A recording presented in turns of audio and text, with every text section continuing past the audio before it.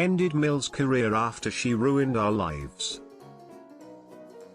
Context.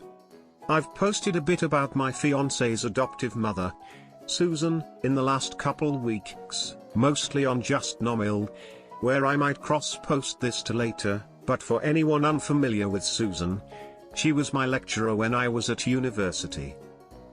Susan hated that I was dating her adopted son, biological nephew, since she found out about us. When we first told her we were dating, she tried to kill me via allergy. Another story for another day. And after she found out I was pregnant, she stalked us, impersonated me, and broke into our flat, and that's just the tip of the iceberg. She made our lives hell, to the extent where we no longer felt safe in our own home, and my fiancé and I had to move across the country to escape her. We've been living in our new place for a little under a week. The baby is due in a couple of months and everything is mostly ready. We've deactivated our social media, created new emails, and changed our numbers. Only a few friends and relatives from the town she lives in, which we left, have our new numbers. We had to leave our entire lives, and everyone we knew and loved behind, while I was 7 months pregnant, because we couldn't trust her around our baby. Revenge. On Monday, an email was sent from the dean to Susan's graduating students saying Susan was being considered for a promotion from lecturer to head of department, and they wanted to hear from her students first. The aim of this was to receive glowing recommendations to give to the board. This was not the result. As I changed my email, I hadn't seen this. One of my friends who had my new number and was on the course with me did see the email, and on Tuesday he gave my new number to the dean, saying that he would only give her the number in person, on paper, and only if she agreed to ring when she was alone and throw out the paper and erase it from the logs after. If she was calling from a university phone, then the number would go on the call logs that were accessible by all members of staff. But he assured her that this was something she'd want to hear before promoting Susan. So I got this call from the dean on Tuesday. She told me what was going on. My friend hadn't had time to get in touch before she rang, and she asked me why my friend thought I should speak to her. I told her everything. I started 2 years ago, when I met Susan's son, the man who would become my fiancé and the father of my child. I told her about Susan poisoning me via allergy after finding out about me and her son, and the EpiPen incident. I told her about the outside of class harassment I received post-pregnancy announcement, impersonating me, crashing GP appointments, breaking in, ect. I told her about the in-class harassment, telling me to break up with my fiancé, stopping lectures until I left, throwing out my food and drink, trying to reschedule exams, and more. I told her about the last time I saw Susan in person, when she tried to hit me while I was 7 months pregnant with her grandchild. I told her about having to move away. I was careful not to give a location or distance, and filing a restraining order to escape Susan. I thought the uni were made aware of the row, but apparently not.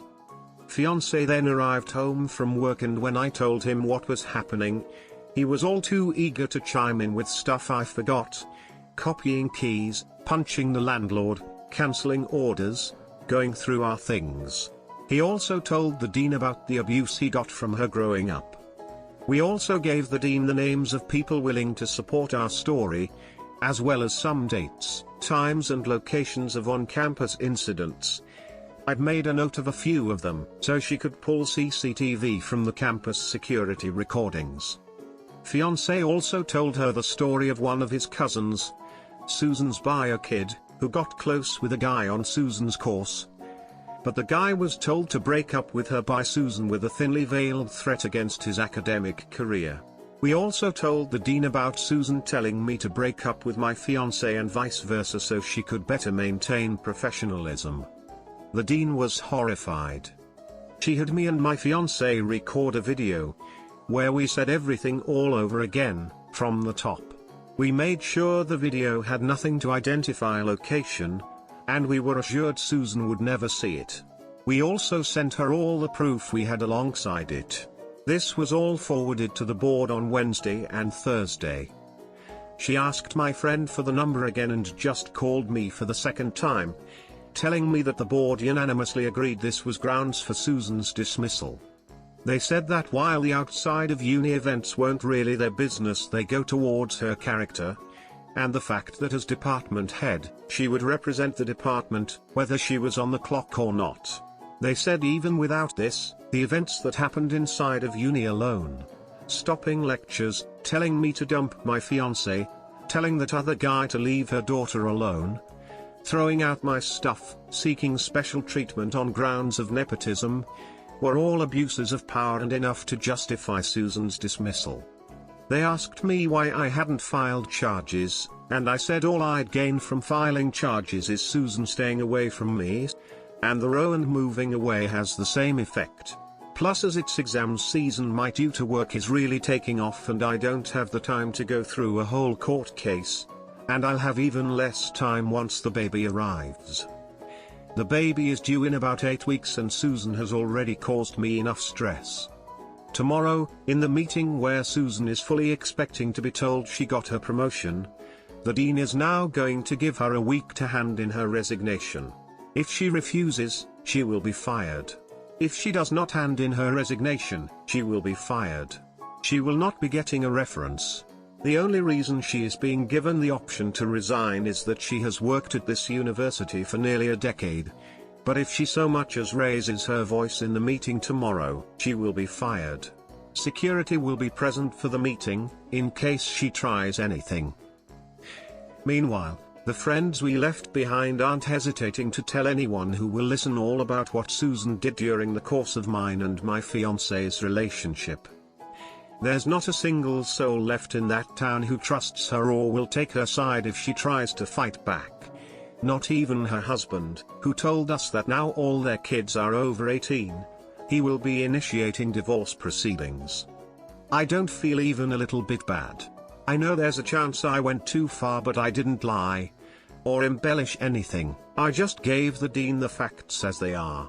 Everything is 100% true, and while it was me who told the dean, I see this as Susan's actions having consequences. Susan has more than enough money to pay for herself for the foreseeable future.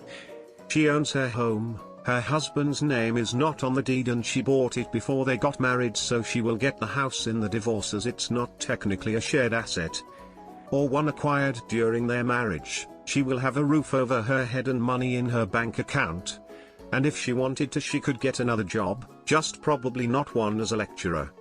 FAQs. What is Susan and fiancé's relationship exactly? Biologically, they're aunt and nephew. Fiancé's parents were in and out of his life a lot growing up, and when they were out of his life they'd leave him at Susan's place, and when he was 14 they left for good, at which point Susan said she'd adopted him. Fiancé has never seen proof of this, but she refers to herself as his mother and to him as her son. What is the EpiPen/poisoning accident? I'm severely allergic to peppercorn, as in salt and pepper, and shortly after Susan found out we were dating and asked us to break up, she then invited us to dinner to apologize. I offered to cook as I had my pepper allergy to work around, and she insisted on cooking. Fiancé also reminded her of the pepper allergy, as did his uncle/her husband. She cooked pepper-crusted turkey. Susan insisted it was a palate issue and I needed to stop being fussy. I didn't eat it, but due to my proximity to a giant lump of cracked and cooked pepper combined with the severity of my allergy, I was sat at the table with the turkey right in front of me. I wound up inhaling enough that I began to violently cough and felt lightheaded. Fiancé went to get me water while I went for my EpiPen. I couldn't open it and Susan took it off me. I pointed to where she should administer it, and instead of doing that she asked me if I was sure about not breaking up with fiancé. Uncle arrived, saw what was happening, called fiancé into the room, and between them they got my EpiPen, administered it, and drove me to A&E. To this day, Susan insists that no one is allergic to pepper, I'm just fussy, and even though I should have pressed charges at the time, not only was she still my lecturer but law enforcement says that being stupid isn't a crime. What the hell is going on with the faculty? At my uni there are visiting, part-time, lecturers, referred to as junior lecturers, then there's full-time lecturers who are referred to as senior lecturers, then there's the head of department. This is not a rotating position. Each position comes with a pay bump and the head of department runs the compulsory module each year. The head of department, once appointed, is the head of department until they resign, are fired or retire. Why was the dean so transparent? From what the dean told us, it's a health and safety issue as well as a legal one. Susan has proved to us that she's a threat to our safety and well-being. We proved that to the dean with testimony and evidence. And now if the dean gets rid of Susan, Susan could go after us. The dean needs to keep us in the loop in case this happens so the uni isn't liable in case Susan comes after us. How was this all done so quickly? I think they wanted it sorted quickly and quietly. They need to announce the new head of department soon. And they had a few options but Susan was the front runner. The email I didn't see sounds like it extended to all candidates. So if former students had any thoughts on the other two options they were free to email about them too, but when my friend saw that Susan was an option he took matters into his own hands as he knew about everything she'd done. I will admit to guessing and filling in the blanks here. And with the other uni stuff, but the dean didn't explain everything to us so a lot of stuff me and fiancé are trying to fill in the gaps between us. Why no police? The same reasons we listed above, between the baby, the move, and the new job, we have no free time. We think that the row and moving will be enough to keep her away. But if she comes near us again we've agreed to contact the police and see through the court case. But with all the shit going on we don't have time. We were also told when we were first asked about court that if she fought us her lawyer would have the right to cross-examine us, and for that to happen we would need to be in the courtroom. Whether this happens before or after the baby is born. We don't want to even be in the same town as her right now, let alone in the same courtroom. Regardless of security, we wouldn't feel safe. Won't Susan blame you for all this? She'd blame us for this even if we had nothing to do with it. We're preparing as if she's going to knock on our front door any second and ask where we went. And because of this we have no less than 4 separate backup plans in case something does happen. When I said she had money to support herself, she does, but she doesn't have buy money or money to travel all over the place searching for us. Any therapy? Fiancé is in therapy because of her RN. Tried to get her in therapy but she didn't want to. She went for 1 session with my fiancé as a mother-son thing, and never again. What's the security situation at your new place? We have and are in the process of installing one of those doorbells with video feed and CCTV. We replaced the short screws in the doors with longer ones. Our place has a high metal fence with a locked metal gate on the front and we're looking into if it's possible to fit a keypad or something similar so we'd have a code on it. Our new hospital has had some issues with the maternity ward in the last couple years so they upped security in a big way. And now all visitors have to wear passes and sign in with photo ID.